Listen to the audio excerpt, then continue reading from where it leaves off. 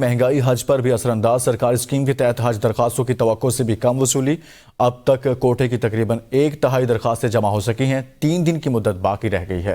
14 रोज में 28,000 दरख्वास्तें जमा हो सकी। कम दौरानिये का हज मुतारिफ कराने के बावजूद बैरून मुल्क पाकिस्तानियों की हज में अदम दिलचस्पी।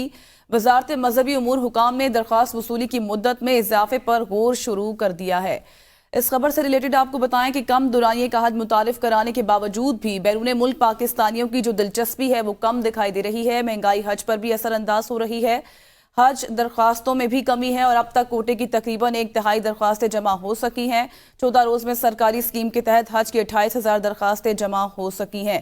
रिजवान अब्बासी मजीद कहिएगा इस मुतालिक।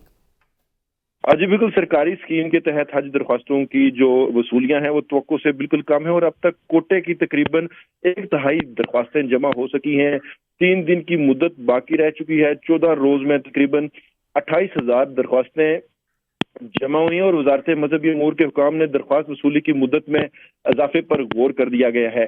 और अगर ये कोटा जो सऊदी अरब की जानिब से दिया गया है अगर ये मुकम्मल ना हो सका, दरख्वास्तें जमा ना हो सकी, तो ये कोटा सऊदी अरब को वापस देना होगा। और सरकारी स्पॉन्सरशिप स्कीम के तहत डॉलर्स में अब तक 1600 दरख्वास्तें जमा करवाई गई हैं।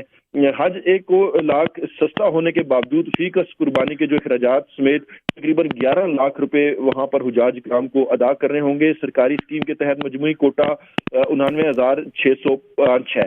और कम दुरानिये का जो हज मुतारफ कराया गया है इसके बावजूद जो बैरून मुल्क में मुकीम पाकिस्तानी हैं वो भी हज के मुतल्लिक अदम दिलचस्पी रखते हैं। इस वक्त तक वहां से भी दरख्वास्तें नहीं आ सकी हैं और सरकारी जो रेगुलर स्कीम के तहत 65,000 और स्पॉन्सरशिप स्कीम के तहत 25,000 कोटा रखा गया था। और ये कोटा ऐसा लग रहा है जो कि दरख्वास्तों की जो वसूली है वो इंतहाई कम है, तो ये सऊदी अरब को कहीं वापस ना करना पड़े। अगले बरस में जो दिखाई दे रही है। बहुत शुक्रिया रिजवान अब्बासी।